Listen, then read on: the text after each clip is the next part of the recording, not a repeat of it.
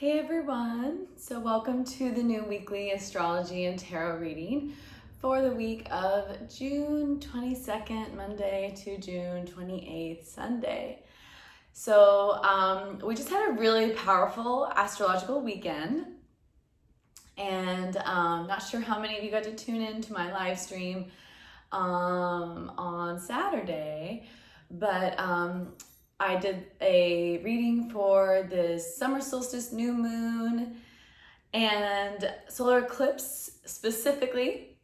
So if you want to check out my Instagram, you can always go back. It's up on IGTV, and the reading is for the next few days at least, really, because the energies from the solar eclipse and from the start of summer and all of those wonderful things is obviously going to linger onward, and it's going to affect the rest of the summer and the start of Cancer season. So Saturday was the start of Cancer season, so yay, happy Cancer season, everybody. Cancer is the sign of the crab, and it's a water element sign. It also is the sign of the mother, and it's associated with getting in touch with our more goddess energies, our nurturing energy, and just really going deep into our emotions, our family connections, and our relationships. And we also have Mercury just going into retrograde, actually. I think it was June 18th in Cancer. So as you guys all know, we have a lot of planets. If you've been watching the videos, you know. We have a lot of planets in retrograde right now. Pretty much like almost all the planets are in retrograde right now.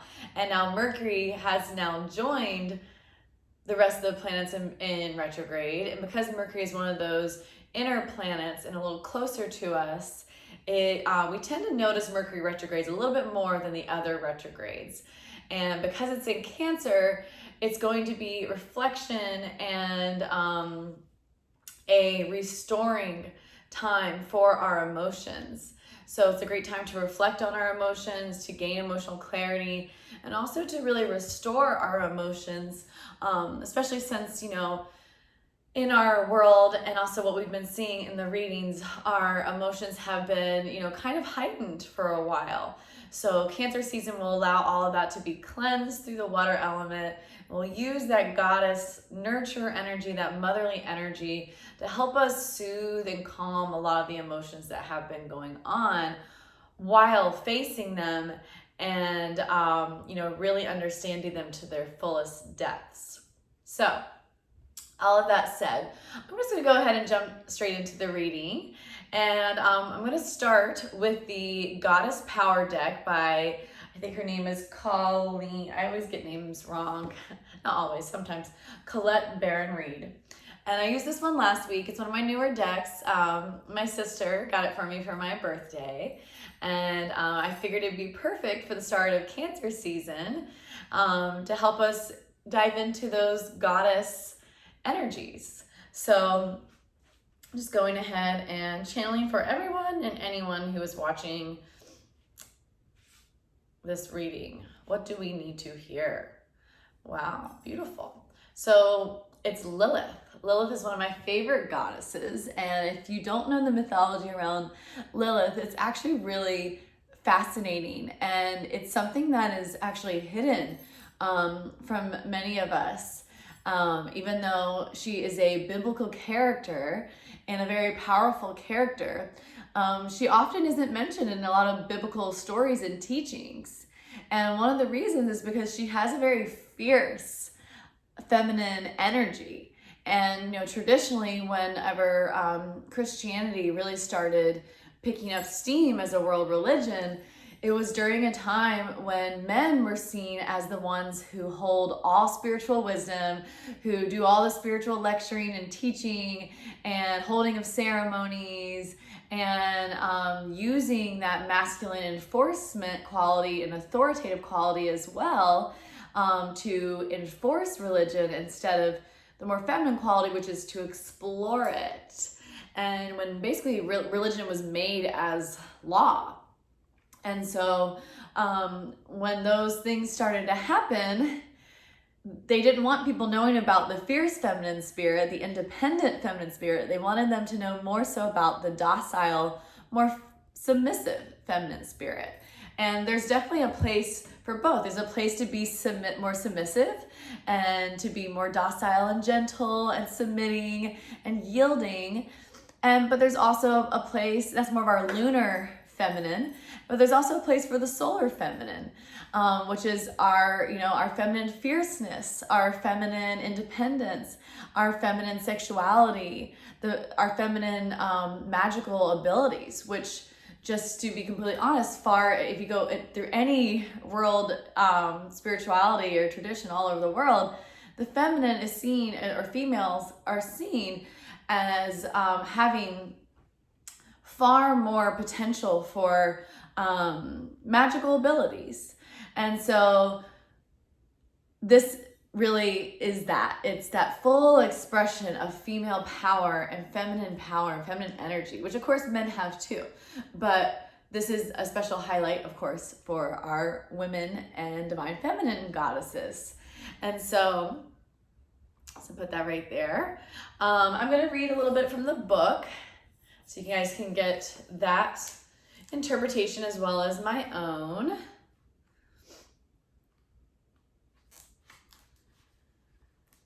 And it says, the Jewish goddess Lilith refused to be dominated by the first man.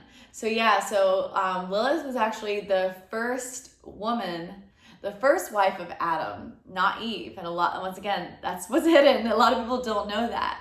And apparently she was cast away by Adam because she wouldn't always obey him. It wasn't that she never, wanted to get along with him. It was that she had her own feminine force, and that Adam wasn't able to fully accept that. And, so to me, what that's, and to a lot of spiritual thinkers about that, what that really says is that humanity, we kind of got it all wrong from the beginning, that instead of sharing of power, when Adam cast out Eve, who was made by God to be Adam's first wife, that created a imbalance. And so whenever Eve had to be made from Adam's own rib, very egoic, right? She was much more docile, and she actually, for that reason, was not able to prevent Adam and Eve's fall from grace. So with Eve, a more docile feminine character, Adam was actually cast out of the Garden of Eden. Whereas if he would have been with Lilith, perhaps that would have never happened. So, it's all speculation because we weren't there, we don't know. And once again, depends on your religion. You could just take this as mythology, or, just one of the many, many creation stories that are out there. And, maybe they're all true. Maybe just one of them is true to you. It doesn't really matter. So you can take it as a story or you can take it as truth. It's up to you. And really, really powerful stuff there. So it says, because she refused to be dominated by the first man, and as a result was called a demon in the stories about her that followed. How many times have we heard that as women, as female forces? If you don't listen to what a man says, you're a demon. Let's see. These inaccurate and damaging stories are so old and repeated so often that no one recognizes how pervasive their implications are. From another perspective, Lilith offers this lesson. No one can prevent you from fully blooming, from learning all that you can, from evolving and choosing freedom. Only your conditioned thinking can do that. Be proud, be accountable, claim your power and hold it wisely. Right now, you are in an excellent position to attract healthy, interdependent, collaborative relationships that truly serve the highest good. Friendships flourish with mutual respect and support. So once again, it's not about the woman knows best and I should be able to do whatever I want at any time and the man's just going to follow. It's not about either one following or dominating. It's about mutual respect, and at least hear me out. You don't have to listen to me or not listen to me. You do to listen. You don't have to do what I say, but at least hear me out. And what's the harm in just listening to my opinion and what I have to say? It may actually help you and prevent you some harm. It may actually be coming from a truly feminine, loving place. But because your ego isn't ready to see that, you're just going to cast it away as disruptive and demonic. So it says, love relationships bloom with ample space for both parties to grow. Business ventures thrive in service to the greater good. The goddess Lilith wants to show you the way to claim a healthy self-worth and self-respect by refusing to let your old stories keep you down. You will be amazed at how deep, meaningful, and respectful your experience becomes in all areas of life when you make choices from a place of empowered independence. It says, do you sometimes fear being independent? You may have been conditioned to believe the only way to have close relationships is to become enmeshed and entangled with others. That's so true. We see that as sometimes a purported virtue in our society and even around the world, that if you even have the slightest different opinion from someone, that you're difficult or you can't get along with them.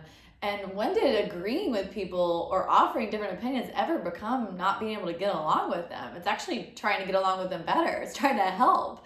And, and then if you're the person doing that, to realize that your opinion and your take and your input is just that, it's yours, and no one has to take it, or they're not bad if they don't take it, or wrong. It doesn't have to be so entangled like that.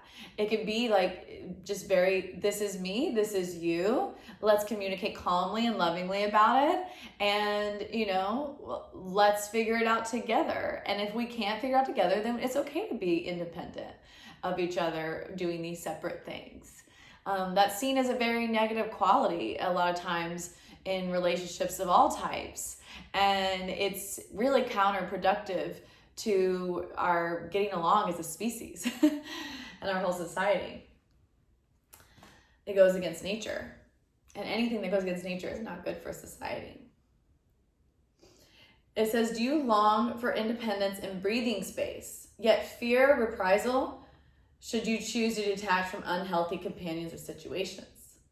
You'll need courage for the alignment task Lilith asks of you, to walk away and establish a more empowered sense of self by saying no to these relationships that drain your very life force. So that might be a message for some of you out there. There's several messages here to maybe change your definition of what a healthy relationship looks like, whether you're male or female, or you identify as feminine or masculine, and that can be on every level: romantic, friendship, business, societal. To be empowered in your own self-worth, to respect yourself more, and perhaps for some of you to even walk away from a relationship right now, whether it's a romantic relationship, friendship, or business relationship, or just any relationship of any type, family even. This may be a good time to do this right now. And it doesn't mean you walk away forever, by the way. You can totally walk away for a time period just to get your breathing space, knowing that you still love these people and that your ultimate goal is to come back together with them when everything is more clear for both of you and you can both be more loving towards one another. Once again, it doesn't have to be so entangled. It doesn't have to be so codependent that you see the 3D togetherness as the prime example of the love of your relationship, the success of your relationship. That's very 3D. That's very doing it for others and for societal conditioning. Whereas doing a relationship or being apart from each other can sometimes be what's best in a relationship. And, that's very sometimes seen as like bad. Oh, you're walking away from each other, that's bad. You must be mad at me. You must hate me. But no, it actually may mean you love that person even more, because you just need your space and you need to be you and they need to be them. And you respect the both of you enough to do that. Or you could maybe need to walk away from people forever. Sometimes many of us have been conditioned to be too allowing, too afraid of being disagreeable, to assert what we really are and believe. And, that can even be a fault of our own. We know we may tell ourselves all these stories that maybe we're not lovable, or we're hard to get along with, or we're not successful if we walk away from certain relationships, when really it's just a matter of self-respect. And our levels of self-respect comes along with knowing ourselves. So the more we go on this physical journey, or spiritual journey, physical too, and we know ourselves, the more self-awareness we're going to have. And the more self-awareness we have, the more self-respect we are probably going to have, because the more we have knowledge of ourselves, the more we're going to understand how to respect those selves. And it could just be what you realize that you need on your journey right now, and who you're becoming, and who you always have been. And it may have nothing to do with something that these other people are doing to you. It's just that all of a sudden you realize that their energies don't serve you best, and it's not respectful of you to yourself to be around energies that no longer serve your current understanding and self-awareness of who you really are. And that's okay. There doesn't always have to be a bad guy. It doesn't always have to be a good guy, bad guy. It doesn't always have to be so entangled, or if you're not entangled, you're not codependent, then you're not really in love, or you're not really friends, or you're really close, It doesn't have to be like that. Those are all stories. Okay, it says sometimes people attract drama into their lives to avoid accountability. Enabling this dynamic helps you avoid the responsibility that's required when you have no one else to blame for the conditions of your life. So once again, they're taking accountability for your role in it as well as other people's roles. It says other people's chaos becomes a smokescreen that muddies the real truth. Deep down, you're afraid of the consequences of taking charge of your own life. How often do we love to blame others instead of really getting out there and taking charge of what we can do? There are so many infinite possibilities in this world, you guys, every single day. And nothing and no one is, well, at least for most of us around the world these days, luckily, is really stopping you from leaving your house, or even going within your own mind and your own soul, sitting right here and finding those keys to freedom, and finding that which you want to be and seek in this world. It says, you would not be here reading these words if you weren't ready or strong enough to make these changes. You are up-leveling your life. Lilith is beside you to lend you the strength and courage to do the right thing for yourself and for others. So yes, beautiful. When we aren't honoring ourselves, we can't really fully honor others either, you guys. Kind of similar to the reading that I did on the summer solstice, but that was more about self-love and love of others. And this is more about self-respect and respect for others. So nothing can happen on the outside that's not already happening on the inside. All right, beautiful. Okay, I'm gonna go next into the crystal, let's see, what's the crystal reading cards is what they're called. I just call them the crystal cards. And so let's get a crystal energy to help clarify here this goddess energy of Lilith that Spirit wants us to focus on this week. Beautiful. Amazonite, one of my favorites. Life purpose. So this to me says that this week, it may be really important to focus on life purpose. Everything is changing in our world right now. And also that is true for our personal lives too. Many of our personal lives are changing drastically right now as the vibration of the planet and the consciousness of our species speeds up every day very rapidly, especially after this eclipse. Eclipses are whenever our feminine and masculine energy eclipse each other. The moon and the sun eclipse each other. And so we gain new clarity when that happens. And so a lot of us may be receiving new insights about what our life purpose truly is. And so some of you may also want to perhaps purchase this stone right now. And I actually have a few great crystal sources if you guys would like. I can post them in the description below. And so you might want to even purchase this stone. You might want to purchase Amazonite to help you with that. And as you know, a clarification on this Lilith energy, to me it's saying, don't be afraid to untangle yourself from others and from your relationships, and to perhaps walk away from certain people or things or relationships that are hindering your life purpose, that dim it a little bit or water it down or dilute it. You know, that you really need to be strong and firm in what your life purpose truly is, and to lean on your life purpose as a source of strength for you to be able to have that independence as well. So it works both ways. So life purpose empowers your independence and your self-respect, and your self-respect and your independence empowers your life purpose. Beautiful. Okay, so next card I'm gonna pull, or next deck I'm gonna pull from, is gonna be the Wisdom of Avalon. And I actually bought these for myself for my birthday. So Avalon is a place in Britain where there's a lot of magical and spiritual activity going on for a very long time. And so I'm just gonna tap into those energies. I love the moon on the front here, in the cup. It seemed very Cancer season to me, so I decided to go with these today as well. So let's get another message here on what we need to focus on this week, as well as perhaps some clarification on that Lilith energy and Amazonite energy.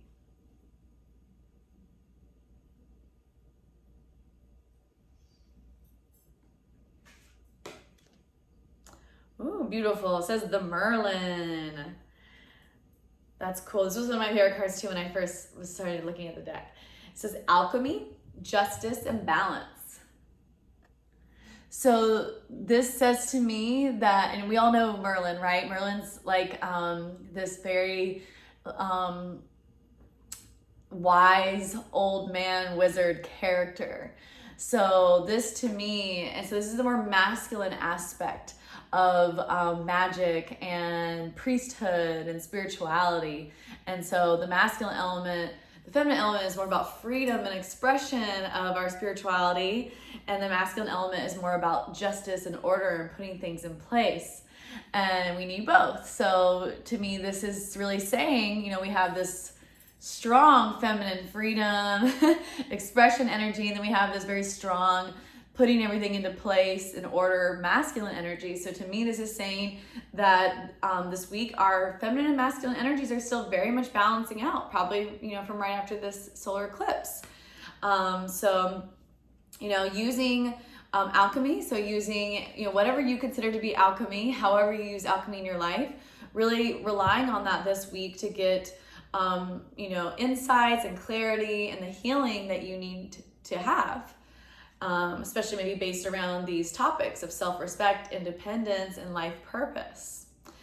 And then also, you know, justice and balance. So once again, if you're not being done justly by being given your independence and your self-respect, perhaps on your life purpose or about your life purpose, then now's the time to bring that balance, to assert yourself and say, no, this is what is right. This is what is just. It's as simple as that. And I'm gonna rely on my alchemical skills, whatever you're interested in metaphysically and spiritually, to bring that justice in my personal life and to find that balance between the feminine and the masculine, between myself and the outer world. And then, you know, also to me, you know, there's a lot going on in our outer world as well concerning justice and balance. So, you know, maybe that has something to do with it as well. But once again, we can only do on the outside what we've already done on the inside. So we just put more chaos into the world when we haven't done on the inside to ourselves what we want to see on the outside. All right, and let's get a tarot energies. This is the Psychic Tarot. So So this will be a tarot clarification on these energies. What does the Psychic Tarot want us to know? Obstacles and challenges. Beautiful.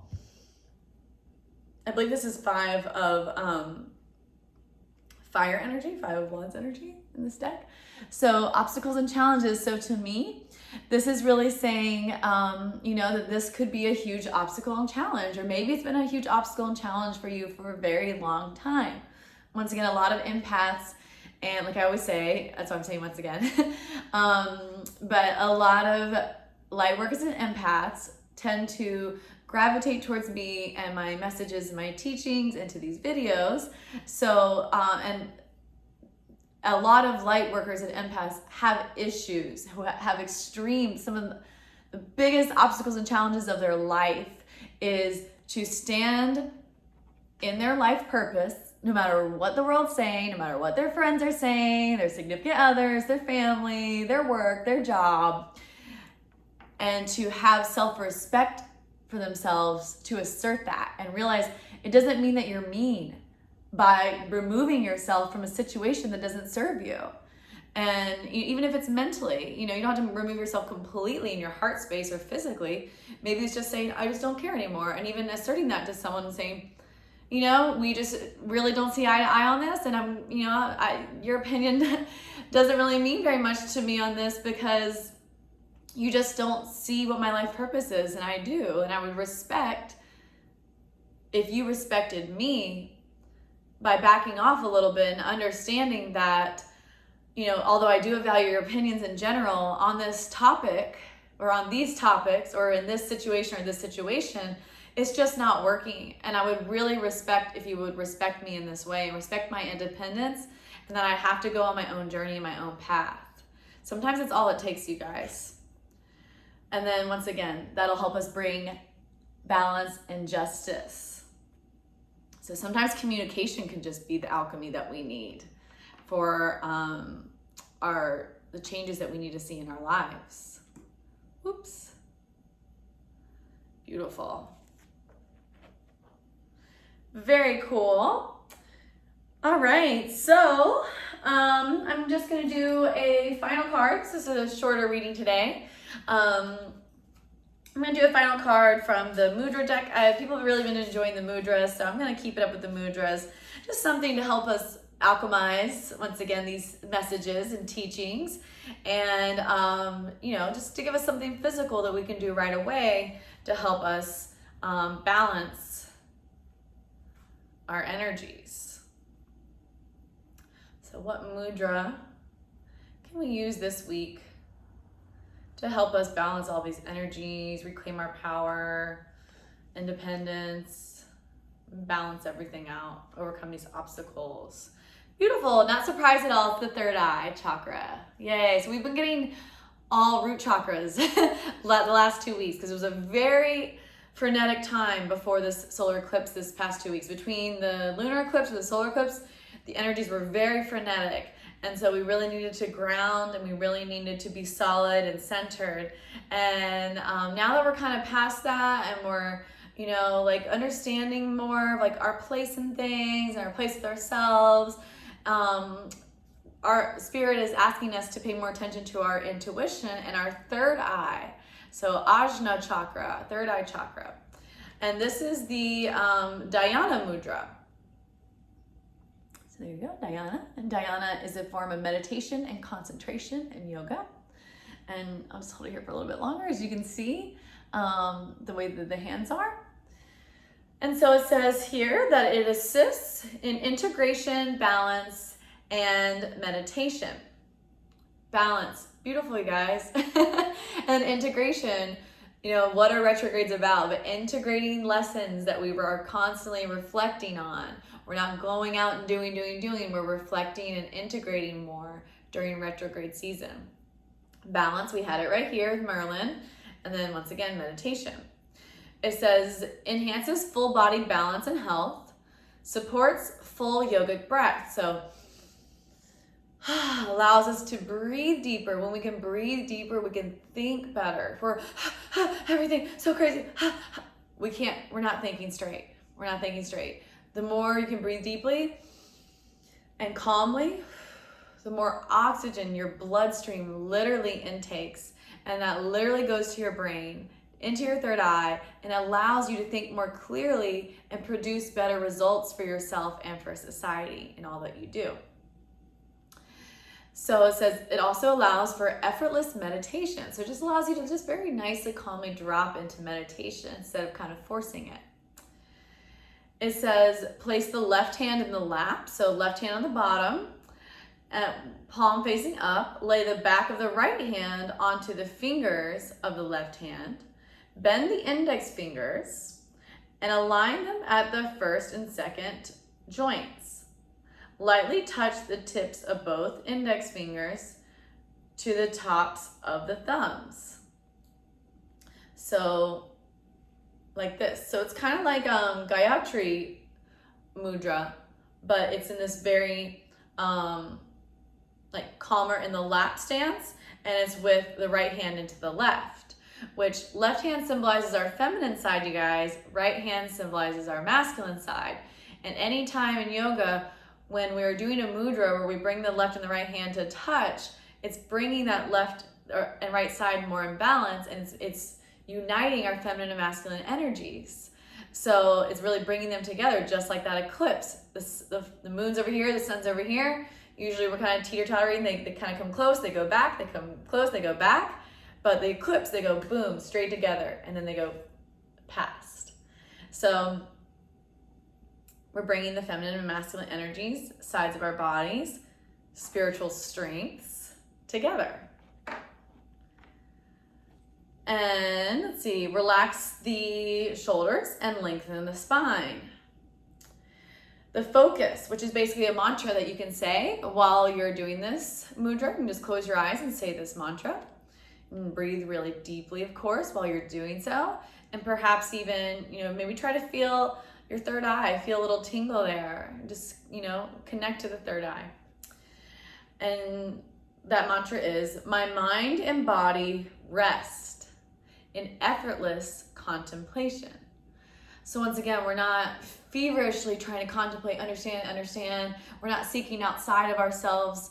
We're looking within to understand. We're using these retrograde energies in combination with all these eclipse energies. We're about halfway, maybe even not even fully halfway through eclipse season, to contemplate.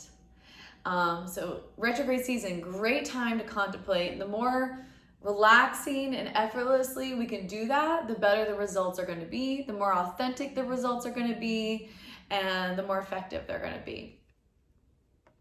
Beautiful. So hope you guys enjoyed that reading. I know I did, and hopefully it resonated with you. Let me know in the comments what you thought or how it made you feel, or if there's anything that you would like to add. Would love to hear it all. Once again, I would love for you to like the video, to subscribe, and to share it with others. It really helps more people to be able to see and hear these messages, which are really important right now. And that's always a beautiful thing, something that I appreciate and that I know that many of you appreciate as well. The more connected we can all be on this same spiritual thread and vibration, the better. So once again, no pressure, but feel free to share if it resonated with you and you feel like you know someone that this could help and that they would resonate with as well. All right. Love you all and have a beautiful, beautiful week. Once again, happy Cancer season and namaste.